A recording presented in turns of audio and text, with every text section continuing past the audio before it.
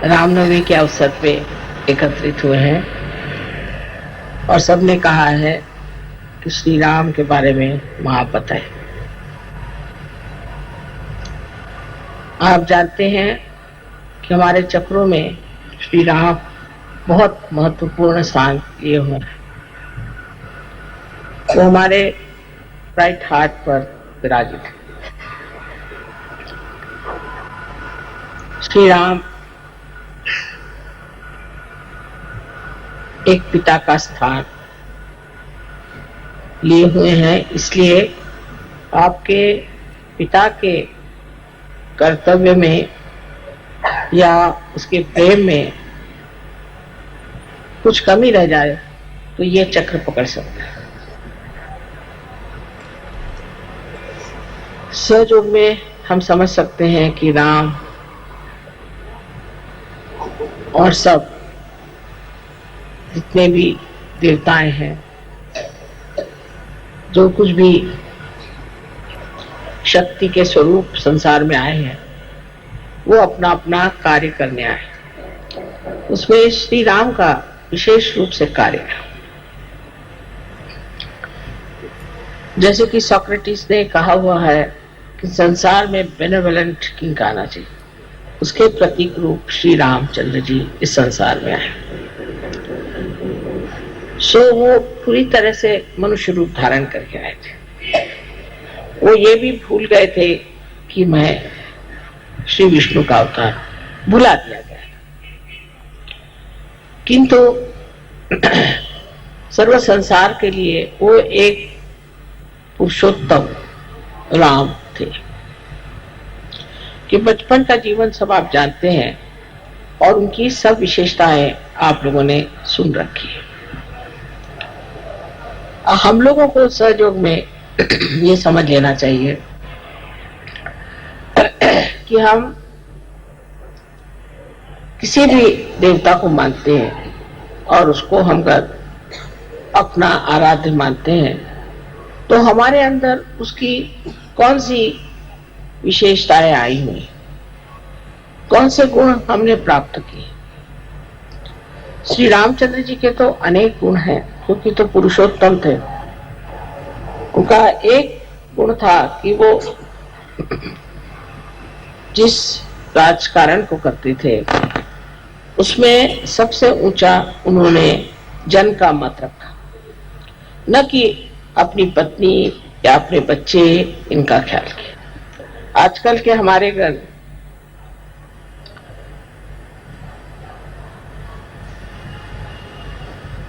राजकीय लोग, पॉलिटिशियंस इस चीज को समझ लें तो उनसे स्वार्थ ही निकल जाए, वो निस्वार्थ हो जाए, धर्मपरायण हो जाए।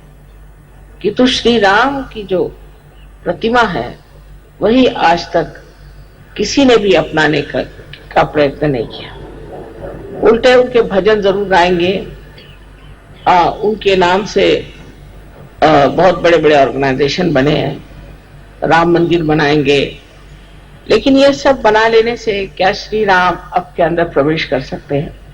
क्या आपके जीवन में उनका प्रकाश आ सकता है या नहीं?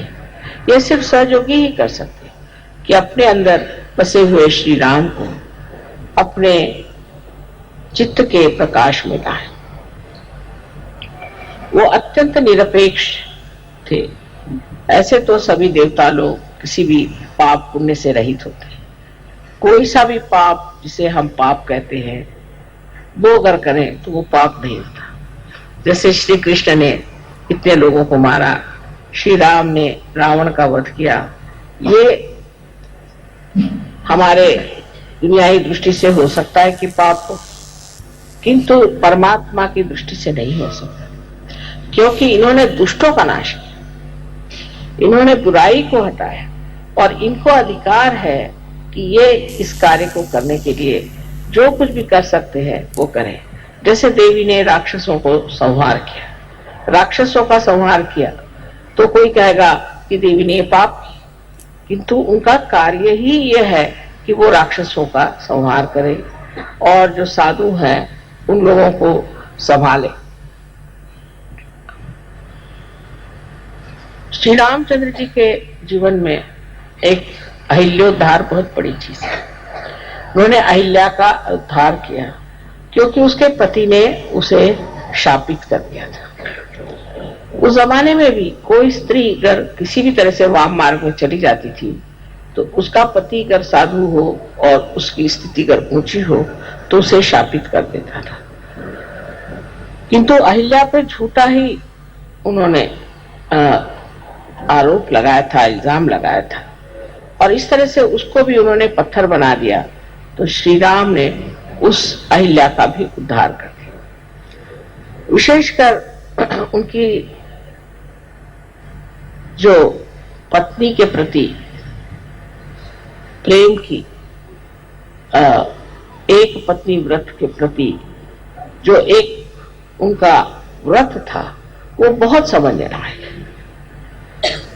हालांकि वो जानते थे कि सीता जी महालक्ष्मी स्वरूपा है, वो स्वयं देवी है, किंतु मनुष्य के रूप उन्होंने अपने पत्नी के सिवाय किसी और स्त्री की तरफ आंख उठा करके भी नहीं देखा। जब हम राम की बात करते हैं तो हमारे अंदर जो पतित्व है वो भी हमारा स्वच्छ होना चाहिए।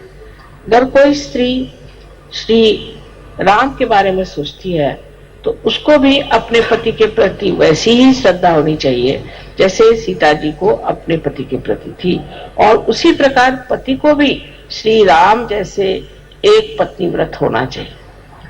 सहयोग में बात कठिन नहीं है। स्त्री का मान रखना चाहिए, अपने पत्नी को मान से रखना चाहिए। और हालांकि रावण उनको उठा ले गए थे तो भी श्री राम ने ये कर्तव्य समझा कि सीता जी को वहां से छुड़ा कर लाए, और लोकनंदा के लिए जनमत को रखने कितना उनमें संतुलन था। उसी सीता को जिसके लिए इतने वर्ष मेहनत करके उसको छुड़ा कर लाए थे उन्होंने त्याग दिया। अर्थात सीता जी स्वयं साक्षात देवी थी तो उनका त्यागने का तो कोई विशेष परिणाम नहीं होने वाला था और उन्होंने उन्हें त्याग दिया। कारण लोग ऐसी बातें करते हैं जो जन हित के खिलाफ, क्योंकि उनका आदर्श इसी तरह से ऐसा न बन जाए कि जिससे लोग अपने यहाँ इस तरह की औरतों को पल पाए जिन पर की लोग शक करते। हालांकि वो निष्कलंका थी और देवी स्वरूपा स्वच्छ निर्मल थी। उनको त्यागने पर भी फिर सीता जी ने भी उनका एक तरह से त्याग कर दिया। उन्होंने स्त्री जैसे रामचंद्र जी का त्याग किया और श्री राम ने एक पुरुष के जैसे उनका त्याग। सीता जी स्वयं ही पृथ्वी में समा गई और फिर अंत में श्री राम जी ने भी सरजू नदी में अपना देह त्याग किया। इस प्रकार इनका जीवन अत्यंत घटनात्मक और बड़ा चमत्कारपूर्ण है। सारे जीवन में देखिए तो सीता और राम का आपस का व्यवहार और उनका एक दूसरे के प्रति श्रद्धामय रहना।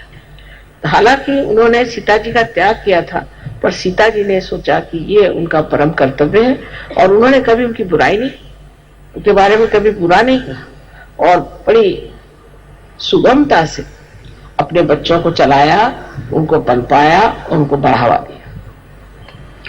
इस श्री राम के जो दो बच्चे हुए जिनको हम लव और कुश कहते हैं, वो भी एक भक्त स्वरूप कहना चाहिए कि जो संसार में आए उनको हम शिष्य की तरह से देख सकते हैं। ये शिष्य के द्योतक है और हमारे भी शिष्यत्व की एक शक्ति है जिससे हम किसी के शिष्य हो सकते हैं। शिष्य स्वरूप इन लोगों ने बहुत छोटी उम्र में धनुर्विद्या सीख ली थी और इस छोटेपन में ही उन्होंने रामायण आदि और संगीत पर बहुत ही कुछ प्रावीण्य पाया था। इसका मतलब यह है कि शिष्य को पूरी तरह से अपने गुरु को समर्पित होना चाहिए। यह शिष्य का जो स्वरूप है यह हमारे अंदर भी सबके स्थित है। और माँ जो की शक्ति थी उसके प्रति वो पूरी तरह से समर्पित है। उस वक्त श्री राम से भी लड़ने के लिए वो तैयार हो गए क्योंकि अपने माँ के लिए। तो माँ को उन्होंने दुनिया में सबसे ऊंची चीज समझी और उस माँ ने भी अपने बच्चों को पालना, उनका संवर्धन करना, उनको धर्म में खड़ा करना और उनकी पूरी प्रगति करना एकमेव कर्तव्य की है। नहीं तो अपने आजकल की औरतें रात दिन रोते ही रहेंगे, मेरे पति ने छोड़ दिया, पति ने छोड़ दिया, और जब पति मिलेगा तो उससे लड़ती रहेंगी हर समय, और जब पति ने छोड़ दिया तो रोती रहेंगी।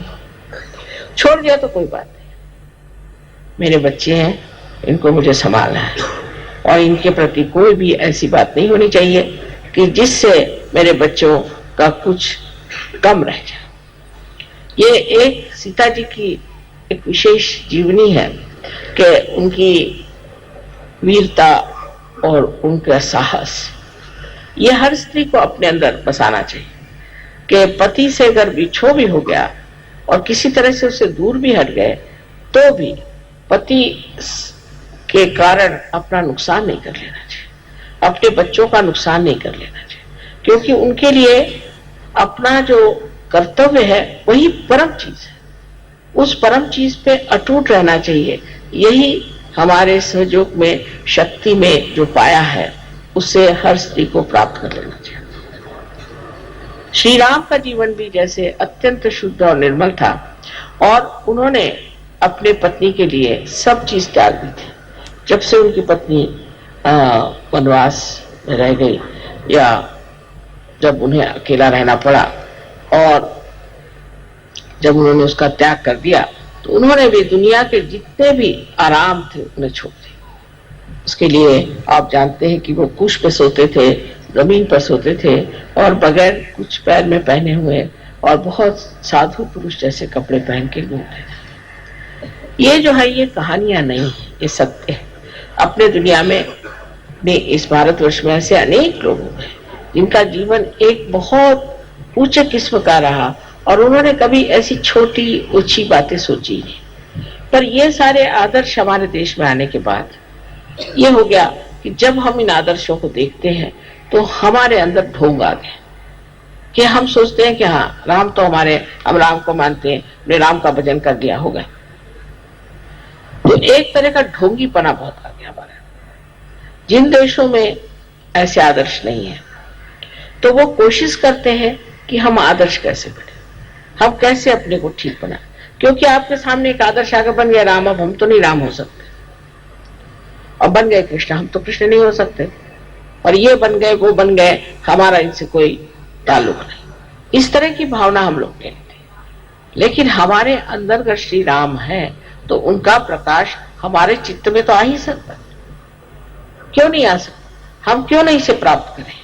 हम उस स्थिति को जानने क्यों नहीं कोशिश करें जिस स्थिति में श्री राम इस संसार में आए थे। एक सहयोगी को ये विचार कर लेना चाहिए कि श्री राम की स्थिति अगर हम प्राप्त कर लें तो अपने यहाँ का राजकारण ही खत्म हो जाए, अपने यहाँ की जितनी परेशानियां हैं ये सब खत्म हो जाए। जिस दिन सहयोगी ये अपने मन में ठान ले कि हम रामचंद्र जी जैसे अपने देश में जहां वो राज्य करते थे उसका बिल्कुल निरीक्ष भाव से,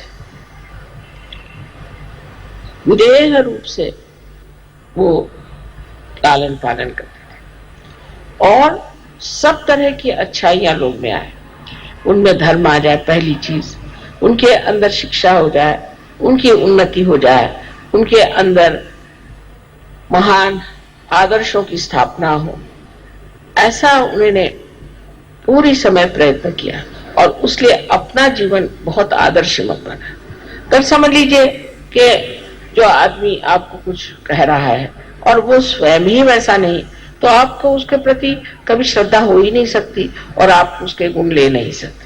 किंतु बहुत से लोग हमेशा कहते हैं कि हम इनको मानते हैं, हम उनको मानते हैं, लेकिन मैं देखती हूँ उसके बिल्कुल उल्टे होते हैं। जो राम को मानते हैं वो सबसे बड़े चोर पॉलिटिशियंस होते हैं, या उनकी 10-10 बीवियां होती, तो राम को आप कैसे मानते हैं?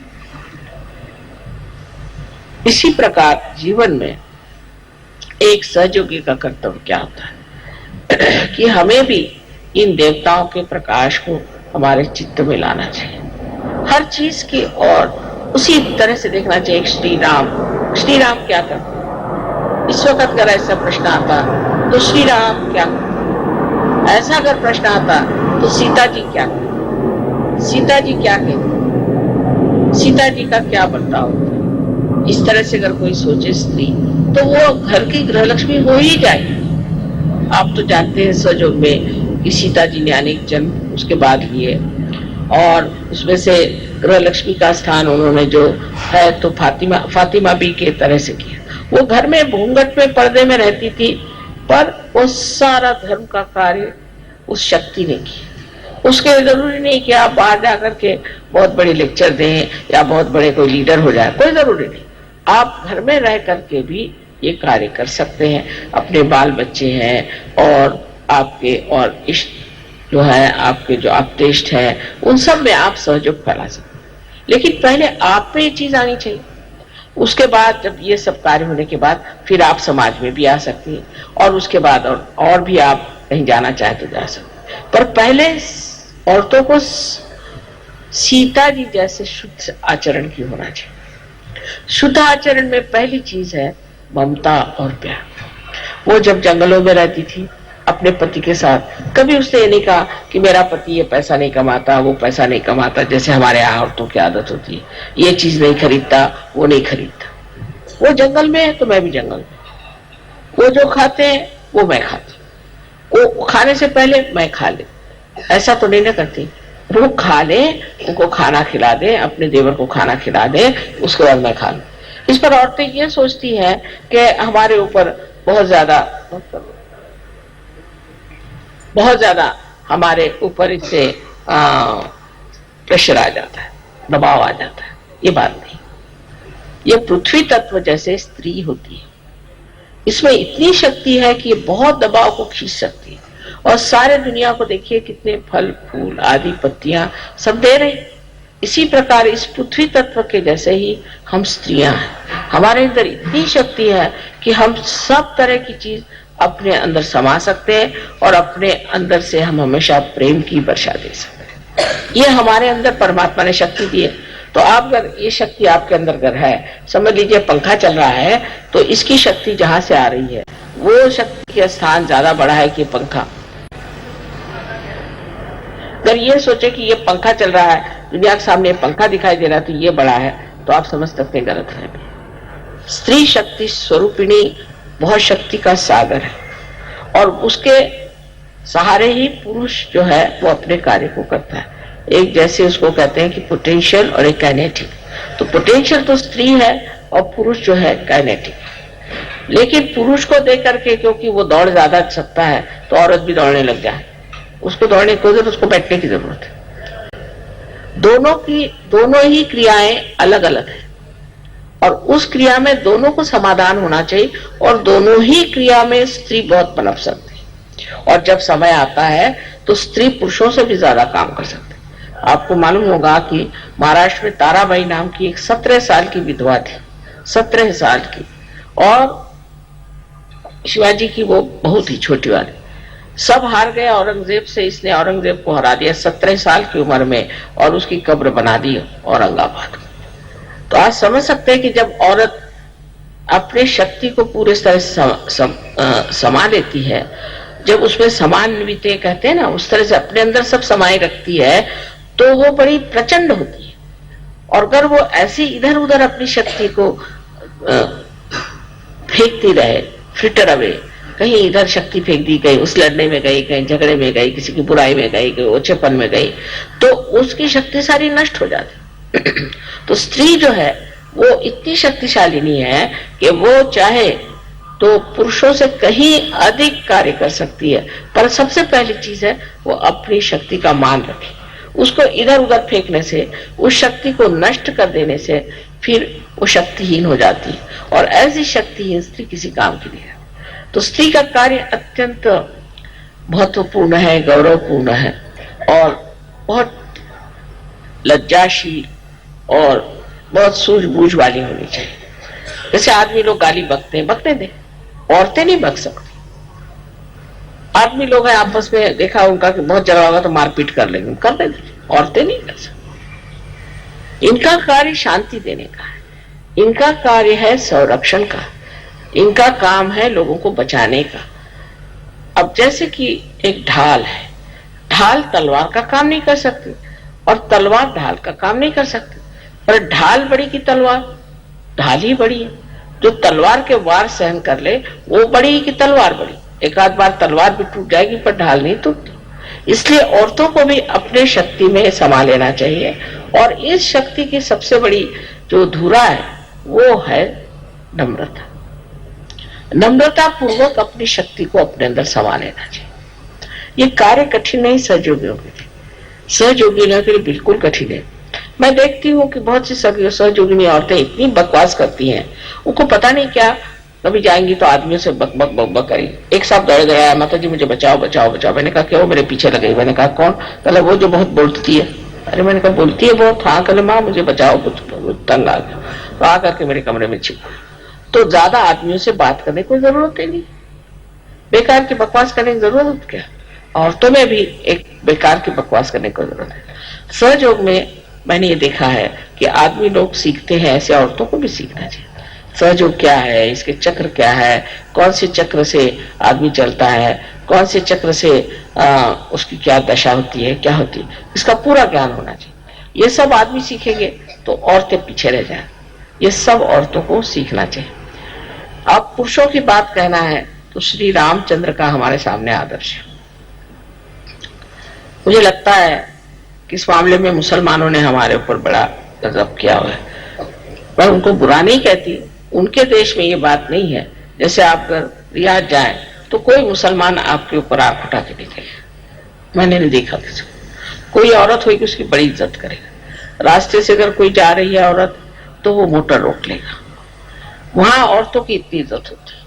और हमारे यहाँ जो है पता नहीं क्या होगा, इनका ऐसा उल्टा असर पड़ा है कि हम लोग सोचते हैं कि औरतों को बिल्कुल एक उपभोग की वस्तु, हर औरत की तरफ देखना चाहिए, गर्दन मुड़ जाएगी और देखते रहेंगे।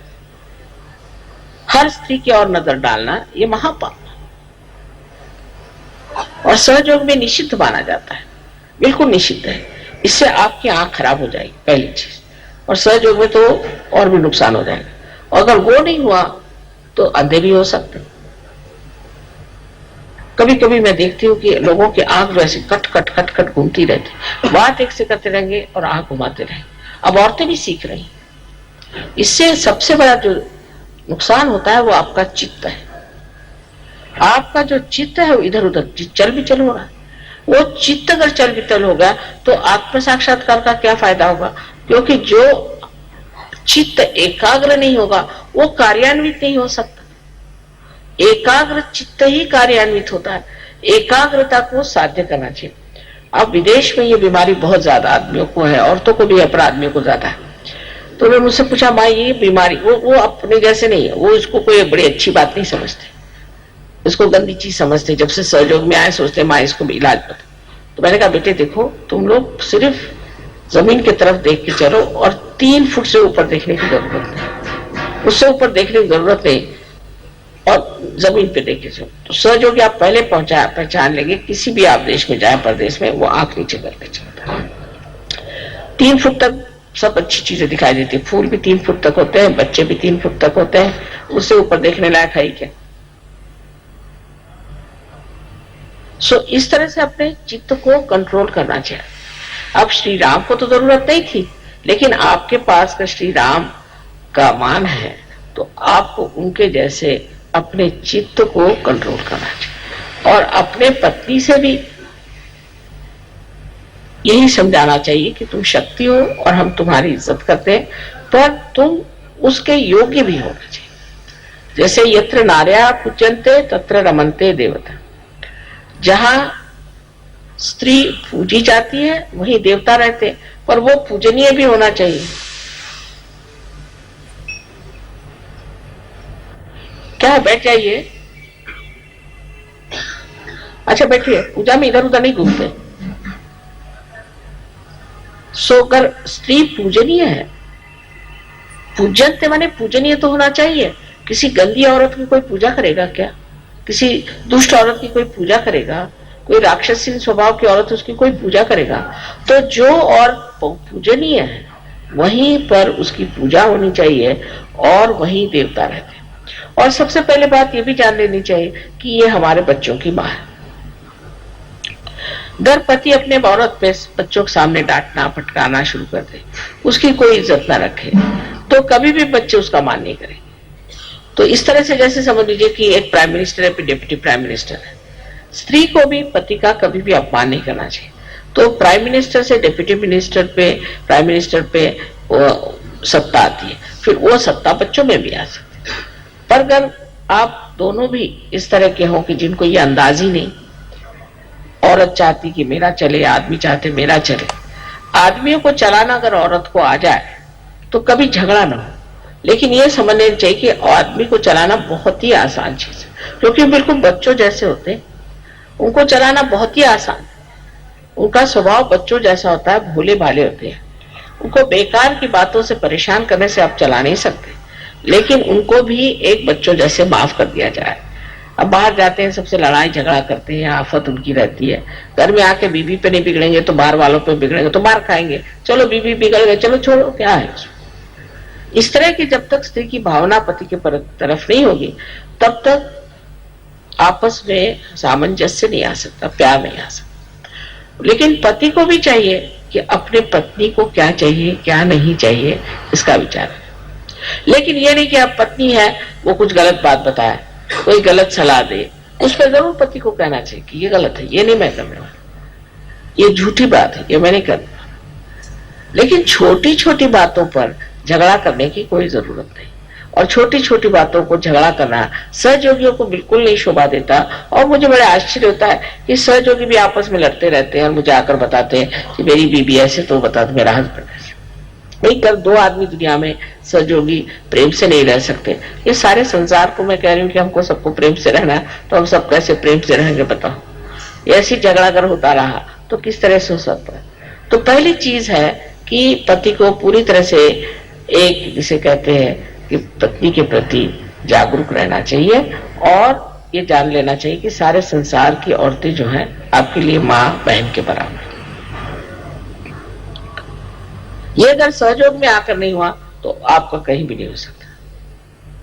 अभी एक साहब थे, वो भी स्विस, अपने हिंदुस्तानी नहीं, तो एक लड़की के बाप थे, वो कोई सहयोगी नहीं थे, तो वो जरा ऐसे ही थे, इधर उधर उनका बहुत चलता था। तो वो सहयोग में भी आए, वो भी सहयोग में, दोनों बीबी उनकी बहुत अच्छी, शालीन, बहुत अच्छी लड़की। वो जहां भी जाए यही धंधे करते रहे। तो उनके बाप जो कि सहयोगी नहीं थे, उन्होंने कहा कि देखो बेटी तुम इसको छोड़ ही दो, क्योंकि जो सहयोग में भी आकर वो धंधा नहीं छोड़ता है वो कभी भी नहीं ठीक होता, तुम छोड़ दो इसको। वो कहा थोड़ा सा ठीक हो गया, कहले थोड़ा सा नहीं, अगर वो पूरा ठीक नहीं हो सकता तो ये सहयोगी है ही नहीं, इसको तुम छोड़ो, इससे तुम रिश्ता ही तोड़।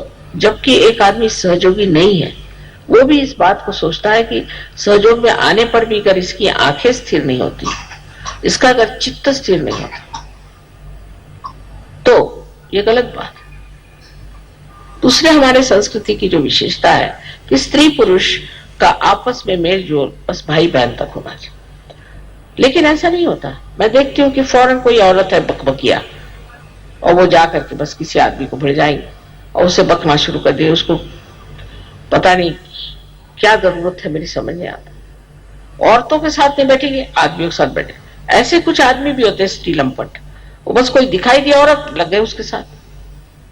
कोई भी औरत दिखाई दे, फिर वो नौकरानी हो चाहे कोई हो, बस उनके हाथ में अगर कोई आ जाए लग गए उसके पीछे में।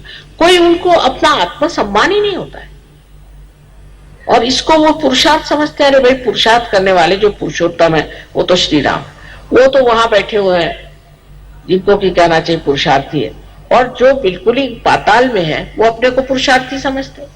इसमें कौन सा पुरुषार्थ है? या तो फिर श्री राम को मत मानो, फिर शैतान को मानो।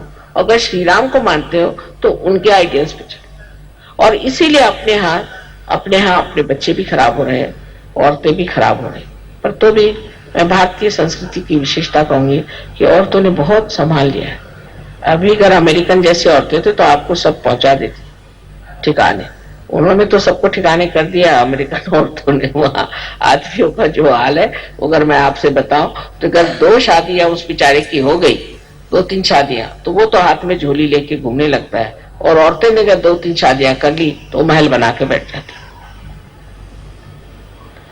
पर वहां क्या, बच्चे घर छोड़ के भाग जाते हैं, वहां की सामाजिक व्यवस्था क्या है। तो अपने हिंदुस्तान की औरतों की विशेषता है, जो कि भारतीय ढंग से रही है, कि वो अपने घर को संभालती है, अपने बच्चों को संभालती है, अपने कर्तव्य को जानती है। पर ये चीज बदल रही है, ये नहीं की ये चीज है।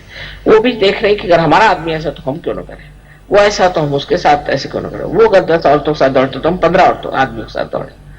इससे आप, वो अगर गंदे काम करता है, वो अगर नर्क में जा रहा है तो मैं उससे पहले नर्क में जाऊंगी, इस तरह की बातें औरतों को करना चाहिए। और धर्म की धुरा जो है वो स्त्रियों के हाथ में, स्त्री को संभालना है, स्त्री को ही पति को धर्म के रास्ते पे लाना है, समझा करके, बुझा करके उसको अपने पास रखना। ये स्त्री का बड़ा परम कर्तव्य है और उसके अंदर ये शक्ति है। और अगर वही स्वयं धर्म पे बैठी नहीं, धर्म में सबसे बड़ा धर्म है क्षमा। क्षमा करना अगर स्त्री में ना आए तो वो कोई सा भी धर्म करे उसे फायदा नहीं।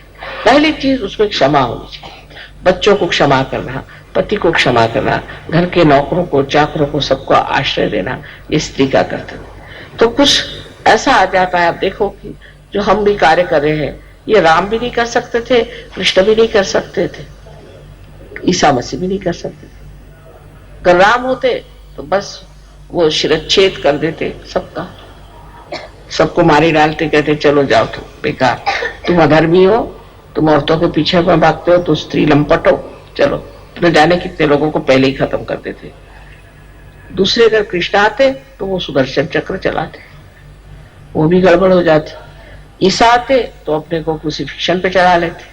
अब ये तो बहुत अच्छा है, एक बार आप क्रूसिफिक्शन पे चले जाओ, काम खत्म है। रोज का क्रूसिफिक्शन तो नहीं होता, ये तो माँ ही कर सकती, ये माँ ही कर सकती है। उसके अंदर प्यार की शक्ति इतनी जबरदस्त है कि कोई भी चीज हो वो उस प्यार की शक्ति के सहारे पार हो जाती, वो सब चीज उठा लेती। और उसके तरीके ऐसे प्यारे होते हैं कि फिर बच्चे उसको बुरा नहीं मानते। कोई बात हो गई, अब समझ लो गड़बड़ हो गई कुछ, तो माँ है वो जानती किस तरह से टाल दे, और फिर डांट भी सकती है, क्योंकि बच्चे जानते हैं कि माँ हमें प्यार करती है, हमारे हित के लिए कहती, बच्चे उसका बुरा नहीं मानते। अगर बाप डांट दे तो बच्चे हो सकता है उनसे मुंह मोड़ ले, लेकिन माँ से, क्योंकि माँ का प्यार जो है वो ऐसा है कि निर्वाज, वो कुछ नहीं चाहती अपने लिए, वो ये चाहती मेरे बच्चे ठीक हो जाए, मेरी सारी शक्तियों को प्राप्त करें, अपने अंदर जो भी कुछ मेरा अच्छा है सब प्राप्त करें। ऐसे अगर माँ समझे तो बच्चे ठीक हो जाए।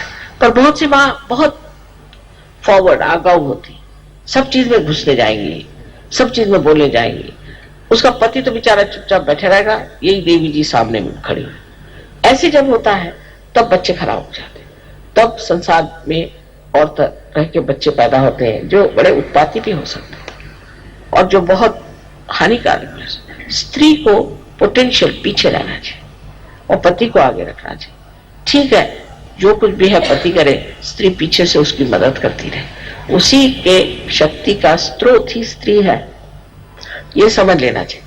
तो एक स्त्री को कितना शुद्ध होना चाहिए, कितनी मेहनत करनी चाहिए। आप सब कहेंगे कि माँ सब स्त्रियों पे छोड़ते, क्योंकि मैं जानती हूँ आप शक्तिशाली, मैं जानती हूँ हमारे अंदर बड़ी शक्ति है, क्योंकि मैं माँ हूँ। अब देखिए मेरे ऊपर सबने छोड़ दिया कि हजारों लोगों को पार करो, इतनों को बीमारियां ठीक करो, सुबह से शाम बीमारियां ठीक कर, फिर लोगों को पार करो।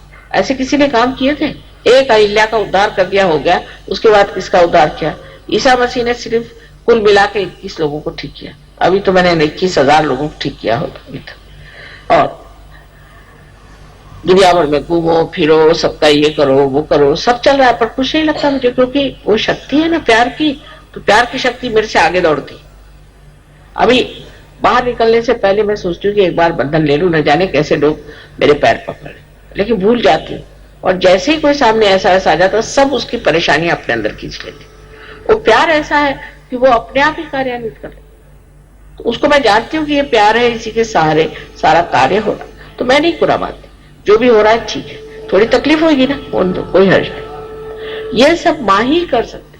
और इसलिए मेरा विशेष आप लोगों की तरफ रुख है कि आप समाधान और स्थिरता के साथ कार्य करें। और पुरुषों को भी चाहिए कि अब अपने औरतों की पूरी सहायता करें और उनको समझे, उनका आदर करें। और जब तक दोनों भी पहिए एक रथ के एक जैसे नहीं होते हैं तो रथ घूमता ही रहता है, रथ आगे नहीं जाएगा। दोनों एक ही जैसे होने चाहिए, पर एक लेफ्ट को है, एक राइट को है। लेफ्ट वाला अगर राइट में लगाओ तो लगेगा नहीं, और राइट वाला लेफ्ट पे नहीं लगेगा। इसलिए ये दो तरह के चक्के हैं, और ये दोनों तरह के चक्के चल रहे हैं इसलिए क्योंकि ये एक जैसे भी है और एक जैसे है भी नहीं। एक दूसरों के बिल्कुल जैसे हैं, माने ये ऊंचाई में, लंबाई में, बढ़ाई में, लेकिन इनका कार्य जो है वो अलग अलग है। इसी प्रकार हमारे भी जीवन में होता है। तो श्री रामचंद्र जी ने सिर्फ पति पत्नी का ही विचार नहीं किया,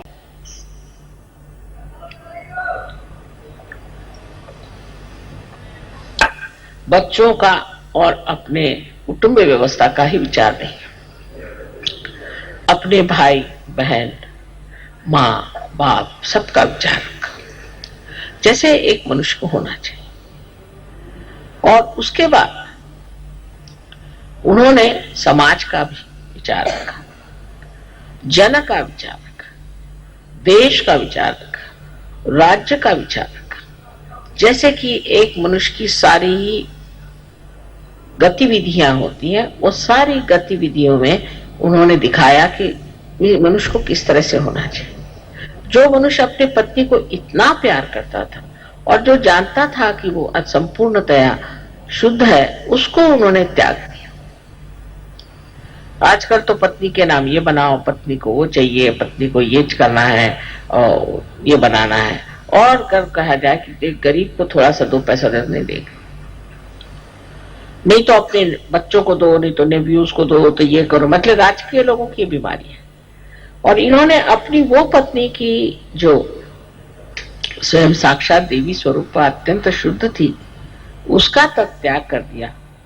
तब फिर हमें सोचना चाहिए कि हमारे जो ममत्व है और रिश्तेदारी है कि ये मेरा घर, ये। और कुछ लोग तो अब जैसे विदेश में पहले पत्नी पति का ठीक नहीं होता, अब जो ठीक हो गया तो सहयोग में है कि वो पत्नी सब कुछ हो गई। हमारे यहाँ कम से कम 4 या 5 लीडर्स पत्नी के वजह से निकल गए, क्योंकि पत्नी ठीक नहीं हुई, पति ठीक थे। पत्नी ने पढ़ा कर विचारों का सत्यानाश कर दिया। कम से कम 5 लोग पत्नियों की वजह से भाग गए थे। सो यहां भी मैं कहूंगी कि पत्नी को समझना चाहिए कि सहयोग क्या है और उसमें अपना क्या स्थान है। और पति को भी ऐसे मामले में पत्नी से जरा सा भी नहीं सहमत होना चाहिए। उसे कहना चाहिए कि तुम बहुत ज्यादा बोलती हो, बहुत ज्यादा दौड़ती हो, तुम चुप बैठो, तुम किसी काम की नहीं, तुम्हारे चक्र ठीक करो। जब पति इस तरह के उसके साथ व्यवहार करेगा तभी ना तो वो ठीक होगी। पर यह कि उसके चक्र खराब तो मेरे भी चक्र खराब हो जाओ। उसने कहा कि चलो तुम ये करो तो मैं वो करो, कर पत्नी ने कहा कुछ पैसा मार लो तो पैसा मार लेते। सहयोग में आने पर भी कुछ सूक्ष्म अपनी जो खराबियां चिपक जाती, उधर आपको बहुत अच्छे से ध्यान देना चाहिए।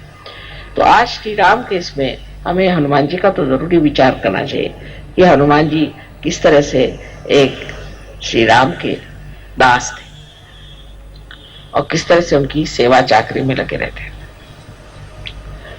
और हर समय उनके ही सेवा में रहने से ही वो जानते थे कि उनका पूरा सार्थक हो जाए। उनके जैसी वृत्ति भी सहयोग में हमें अपनानी चाहिए। इसका ये नहीं मतलब कि आप मेरे लिए खाना बना कर बेचे, बिल्कुल भी नहीं, क्योंकि मैं तो खाना खाती नहीं हूँ और मुझे खाना बना करके और परेशानी में आप लोग डाले, इसलिए ये बना के भेज दिया, उसे वो बना के भेज दिया। भाई भगवान को कहते हैं ना कि सिर्फ भूख दिखाना चाहिए, और जो खाता नहीं भगवान उसको क्यों परेशान करना खाने से। खाना नहीं चाहिए, कुछ नहीं चाहिए। क्या चीज चाहिए? तत्पर सेवा करने में तत्परता। हनुमान जी कोई खाना बना के भेजते थे क्या श्री रामचंद्र जी को? ये दिल्ली वालों ने मुझे इतना परेशान किया खाना बना करके कि मैंने अब शर्त लगा दी कि तुम लोग अगर खाना बनाओगे तो मैं आऊंगी ही नहीं दिखे। जो चीज करनी है वो करो। ये तो बेकार की चीज है जो आदमी खाना नहीं खाता उस पर जबरदस्ती आप खाना खिला रहे हैं। या जिस आदमी को कोई नहीं कहीं चूड़ी लेके आ गए तो कहीं कुछ लेके आ गए, कोई चीज की जरूरत नहीं, तुम्हारी माँ को भरा पड़ा हुआ है, मैं तंग आ गई सब चीज। कितना मैं कहती कि मुझे कोई चीज मत लाओ, बस फूल ही लाओ, और कुछ नहीं चाहिए, फूल बहुत हो गया। और फूल भी जब लगाएंगे तो 1000 रुपए की मत लगाओ भाई, प्रेशर वसारा आज तो इतना कोई ज्यादा नहीं किया। तो कभी कभी तो मैं घबराई जाती हूँ जितने फूल तुम लोग लगाते। सो जो कुछ करना है वो संतुलन में, जैसे माँ को पसंद है। माँ तुम्हारी सीधी सादी औरत है, उसको क्या अक्ल है इन सब चीजों की। तो खास करके अब ये कहना है कि आपको हनुमान जी से सीखना है कि वो सेवा में तत्पर। सेवा में तत्परता क्या हो? अब मेरी तो कोई ऐसी खास सेवा नहीं है, क्योंकि अट्टी कट्टी हूं मैं, मुझे कुछ जरूरत नहीं खास सेवा की। पर जो मेरी सेवा करनी तो सहयोग की सेवा करनी, सहयोग में जो सेवा करेंगे वही मेरी सेवा हो। कितने लोगों को आपने रियलाइजेशन दिया, कितनी औरतों को आपने रियलाइजेशन दिया, कितनों को आपने पार कराया, कितनों में आपने इंटरेस्ट लिया। जैसे ही कोई आ जाता है प्रोग्राम में, तेरे अंदर ये भूत है, तेरे अंदर ये भूत है, बस उसके पीछे पड़ गए, वो भाग गए। मैंने एक साहब से पूछा, साहब आप बड़े से पार हो गए थे, आप सहयोग से क्यों भागे? कल जाते साहब तो बताया तुम्हारे अंदर 3 भूत बैठे। अभी नंबर भी उन्होंने बता दिया। मैंने कहा आपने विश्वास क्यों कर लिया? पहले वो तो वहां के बड़े महारथ ही लग रहे थे, दौड़ दौड़ के बता रहे थे कि आपके अंदर 3 भूत है। अब वो कौन साहब थे कौन नहीं, वो तो भाग खड़े हो गए। सो सहयोग के अंदर में हनुमान जी की जो बात है वो सीखना है कि हम तत्पर हैं, राम काज करने को तत्पर। काज कौन सा है हमारा? मेरा काज है सहयोग, मेरा कार्य है सहयोग। कुंडलिनी का जागरण करना, लोगों को पार करना, उनके अंदर शांति लाना, प्रेम लाना, प्रेम की बातें करना, उनसे अपने सहयोग के बारे में सारे चक्र आदि का वर्णन करना, उनको जो चाहिए सो समझाना। अब जब ये कह दिया तो लेक्चरबाजी बहुत होती है। हमारे यहाँ तो कुछ लेक्चर, इतने लेक्चर देने लग गए थे कि मैंने कहा भैया अगर आपने इसको लेक्चर को बंद नहीं किया तो सहयोगी खत्म हो जाए। लोगों ने कहा माँ 2-2 घंटे लेक्चर देते हैं, फिर आपका हम भाषण भी नहीं सुन पाते, आरती भी नहीं कर पाते, ऐसे घर जाना पड़ता। फिर उनका लेक्चर बंद करवाए। वो कहने लगे कि मैं जाता हूँ तो पता नहीं क्या हो जाता, मेरा मन करता मैं लेक्चर ही दे दूं, इसको कैसे ठीक है? मैं कहा भाई देखो मुंह में एक सुपारी रख लो। तो वो पूछते कितनी बड़ी रखो? जितना बड़ा मुंह से बड़े रखो। तो मैंने कहा जब आपको ये भी नहीं पता कितनी बड़ी सुपारी रखूं तो आप सहयोग पे बात क्या करते? इसकी भी तो आपके पास अकल नहीं। तो सहयोग पे बात करना लोगों को बहुत अच्छा, मतलब लेक्चर देना। जैसे एक प्लेटफॉर्म मिल गया है, बस माइक मिल गया, चले माइक पे बोलना, माइक तो छूटता नहीं। फिर एक बार माइक पकड़ लिया तो छूटता नहीं। ये भी एक नई बीमारी। अब उसमें समझ ये लेना है कि काहे को लेक्चर देना, माँ के इतने लेक्चर हैं भाई, यही सुनो। तो अब जब भी फंक्शन आप लोगों का यहाँ ये हो, उसमें आप मेरा एक चाहे तो वीडियो लगा दो, चाहे तो मेरा टेप सुना दो, उसके बाद उनको कागज पेंसिल दे दो कि भाई तुमको जो कुछ लिखना है लिखो, कोई प्रश्न हो बता दो, और उसके बाद में उनकी जागृति कर दो और उनसे कहना कि नेक्स्ट टाइम आपको जो कुछ प्रॉब्लम है लिखे लाइए। तो शुरू उनका जो प्रॉब्लम है, किसी बीमारी है, किसी को तकलीफ है, कुछ है। अब ऐसे भी लोग हैं कि जो एक आदमी है, अब वो कलकत्ते भी आएगा किसी को ठीक करने, वो जाएगा, उसको जाना हो तो अब लोग बुला रहे हैं कि तुम वहां चलो ठीक करने के लिए रशिया में। एक ही आदमी हनुमान जी जैसे दौड़ता है, इधर से उधर, उधर से उधर, बस। सब लोग आप ठीक कर सकते हैं, सब लोग आप लोगों को ठीक कर सकते हैं, सब औरतें ठीक कर सकती हैं, आदमी ठीक कर सकते हैं, पर कोई हाथ ही नहीं डालता। लेक्चर देने से यह है कि सब लोग देखें कितने लोगों को बीमारी ठीक करते। पता नहीं क्या बात है कि एक ही आदमी अभी तक सारे हिंदुस्तान में है जो लोगों को ठीक कर सकता है। हालांकि लंदन में कम से कम 15-20 लोग हैं जो लोगों को ठीक करते हैं, फ्रांस में लोग हैं वो लोगों को ठीक करते हैं। तो ये ठीक करने का तरीका क्या है, ये सीख लेना चाहिए और बंधन लेकर के ठीक करना चाहिए लोगों। उसके लिए अब आप क्या बाहर से बुलाएंगे लोगों, और आप सहयोगी किस दिन के लिए आप बैज लगा के घूमते हैं, आप ठीक भी नहीं कर सकते, फिर बैज उतार दो। अपने को भी नहीं ठीक कर सकते, अपनी भी बीमारी नहीं ठीक कर सकते, तो दूसरों क्या ठीक करो। तो ये बात होनी चाहिए कि सबको ठीक करने का इल्लोद्धार जो है उसकी सबको शक्ति दे दी गई, उसको आप लोग सीख लें, उसको मास्टर करें। और अब बजाय इसके कि कलकत्ते कोई आए, कलकत्ते से लोग जाए दूसरों को ठीक करने, इसमें हिम्मत की जरा सी बात है, कुछ नहीं होने वाला तुमको। तुम न तो कोई बीमार हो सकते हो, न कुछ हो सकता है। जो लोग जितना सहयोग में कार्य करेंगे उतने गहरे उतरेंगे, क्योंकि जैसा पेड़ है वो जितना फैलेगा उतना ही गहरा उतरेगा। सहयोग में और इनका अवतरणों में एक बड़ा भारी फर्क है कि पहले उन्होंने कोई सामाजिकता से अध्यात्म नहीं दिया था, ये शक्तियां किसी को दी नहीं थी, समाज के लिए मिली नहीं थी। एक आध आदमी को शक्तियां मिली थी, जैसे कि राजा जनक ने नचिकेता को आत्म साक्षात्कार दिया। लेकिन अब तो आप सबके पास ये शक्तियां प्राप्त है, बस इसको ऐसा बढ़ाइए कि आपको कोई भी चीज की जरूरत ही ना रह जाए। आप अपनी तबीयत ठीक कर लीजिए, दूसरों की तबीयत ठीक कर लीजिए, आप सहयोग समझ लीजिए, सब कुछ आपके पास है। लेकिन अभी भी आपका चित्त पता नहीं कहां घूम रहा है, आप लोग पता नहीं किस चीज के पीछे में भाग रहे हैं कि अभी आपने इस चीज को पकड़ा ही नहीं। सहयोग में सबके लिए सिर्फ वरदान के सिवा कुछ है, आपको कोई चीज की भी कमी नहीं रह जाएगी। पर आप सहयोग के लिए कुछ करें तब तो ना, और नहीं करते तो भी वरदान मिलता है।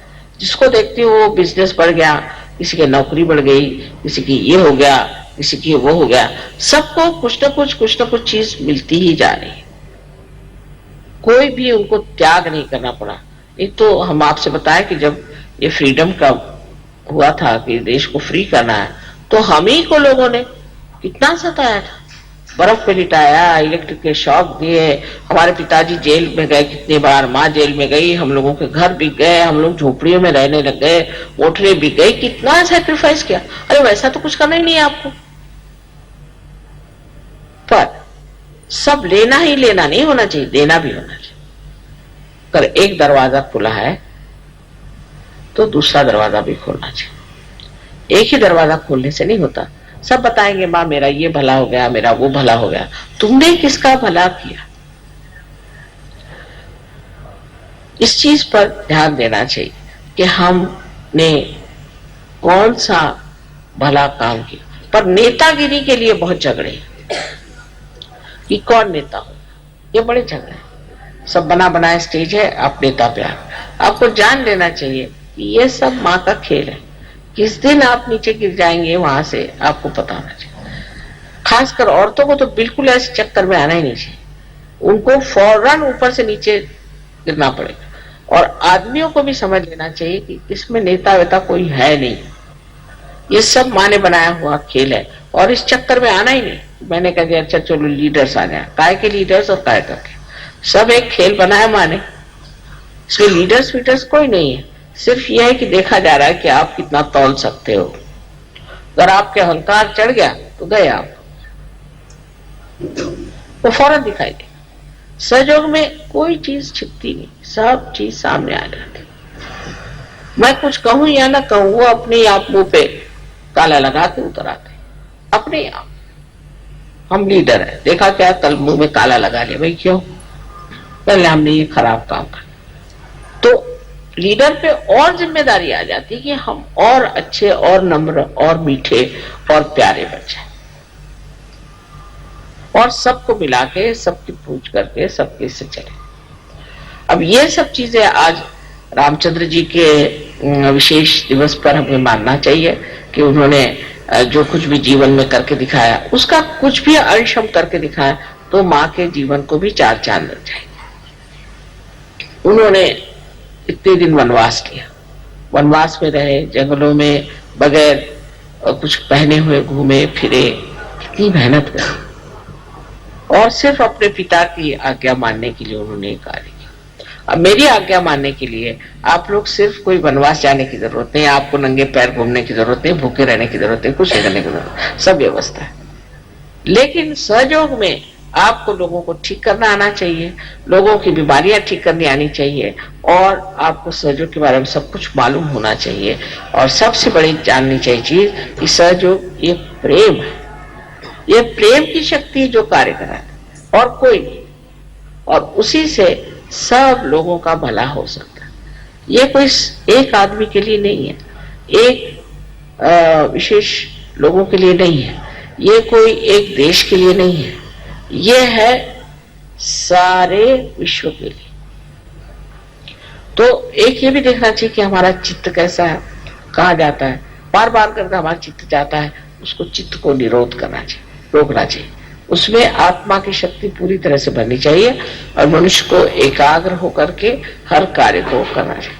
भक्ति भाव से, प्रेम से अगर जो करेगा वो बहुत गहरा उतरेगा, और नहीं तो ऐसे ही कचरा बहुत होता है, और कचरे का जो अंत होता है वो भी आप जानते हैं। तो आपको अगर कचरा बनना है और आप अपने को बहुत विशेष समझ रहे हैं कि हम बड़े अच्छे हैं, हम तो ये कर लेते वो कर लेते, तो पहली चीज है कि नम्रता रखो, मेरे प्रति नहीं सबके प्रति नम्रता से बात करो और प्रेम से बात करो। देखना यही जो मनुष्य आज एक मानव है, बेकार चीज है, वही सहयोग में आते साथ कमल जैसे खिल जाता है और उसका सुगंध चारों ओर फैलता है। लोग मुझे आके फौरन बता देते, माँ ये आदमी है ना कमाल का, ये बस ऐसे आदमी। ऐसे ही आप लोग सब काम करें तो मर्यादा पुरुषोत्तम के लिए जैसे लोग कहते कि कमाल के, ऐसे आपके लिए भी कहें। सबसे बड़ी चीज है कि मेरे लिए तो आप ही राम का मंदिर है और आप ही इस मंदिर को अपने अंदर बनाए और उसकी पूजा हो और उसको संभाले, उसको देखें और अपने आत्मसम्मान के साथ रहे, अपने आत्म साक्षात्कार का पूरा फायदा भी उठा रहे और उसी के साथ उसकी पूरी इज्जत और उसके प्रति भक्ति होनी चाहिए कि अब हम आत्म साक्षात्कारी, हम ऐसे कैसे कर सकते, हम योगी हैं, हम नहीं कर सकते, हमसे नहीं हो सकता, ये गलत काम। और आप देखिए कि एकदम आशीर्वाद उसी के साथ आ जाए, एकदम उसी वक्त। ये तो रोकड़ा देवी नाम रखा है लोगों ने मेरा, कि वहां हमने बस तय कर दिया और फौरन उसका आ गया। इतना इसका परिणाम, इसका लाभ सबको हो रहा है। सिर्फ उस लाभ के अनुसार आप भी दुनिया को लाभ दें, जैसे कि श्री राम ने अपनी सारी शक्तियां इसमें लगा दी कि जन का हित हो, संसार में एक आदर्श पुरुष की एक मूर्ति बन जाए जिसको लोग देखें। जिस वक्त ये हमारे अंदर घटित हो जाएगा, आपको आश्चर्य होगा कि आप सब के सब कहां से कहां पहुंच जाएंगे। आपके अंदर कोई बीमारियां नहीं रहनी चाहिए, सब बीमारियां चली जानी चाहिए। उसको साफ कर दीजिए, जो आपकी आदतें हैं उसको आप बदल दीजिए, जो जरूरत है वो खाइए, जो जरूरत है उतना बोलिए, सबको आप देखते रहें। और इसके लिए अपने अंदर आप मनस, जिसको कहते हैं कि इंट्रोस्पेक्शन, अपने और देखना, अपने और देखना, अंतर निरीक्षण, जिसको कि देखते रहना, क्या करा मैं, कि ये क्यों करा मैं, वो क्यों करा, मुझे क्या करने की जरूरत है, इसकी कोई जरूरत नहीं, मैं सहयोगी हूं, मैं ऐसा क्यों करा, मेरा ये कहां जा रहा दिमाग, रुक जाओ। पूरी समय इस तरह से करने से ही आप ध्यान में हो जाए और स्वयं आपकी कुंडलिनी इससे बहुत संतुष्ट होकर और आपको ऐसा आनंद प्रदान करे कि आप कहेंगे माँ ये क्या मिल गया हमको। लेकिन जब आप इसमें फिसल पड़िएगा फिर आप जानिएगा ये चीज क्या है। बस इसमें फिसल पड़ना है, तभी तक की थोड़ी बहुत मेहनत है।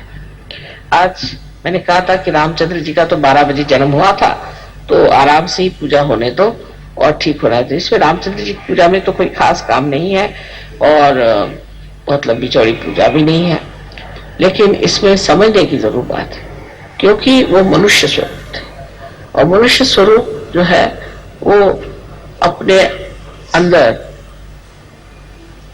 जो मनुष्यता है, जिससे हम चीज को समझते हैं, इससे हमारे बुद्धि में, हमारे जिज्ञासा में और हमारे विचारों में परिवर्तन आ जाए, वो चीज श्री राम है। उन्हीं के माध्यम से हमारे विचार बदल सकते हैं, उन्हीं के माध्यम से हमारा स्वभाव बदल सकता है, क्योंकि हमारे लिए एक वो आदर्श है। उनके आदर्श तक पहुंचने के बाद ही दूसरे आप आदर्शों तक पहुंच सकते हैं, क्योंकि वो मनुष्य का आदर्श है। कितनी बड़ी चीज है कि परमात्मा मनुष्य बनकर इस संसार में आए, कि इनके लिए हम आदर्श बन जाए और सब विपत्तियां उठाई, सब आफतें उठाई, दिखाने के लिए कि कोई सी भी विपत्ति और आफत आती है, मनुष्य को अपना धर्म नहीं छोड़ना चाहिए, विश्व धर्म नहीं छोड़ना चाहिए और अपना योग है उसमें बने रहना चाहिए। आप सबको हमारा अनंत आशीर्वाद।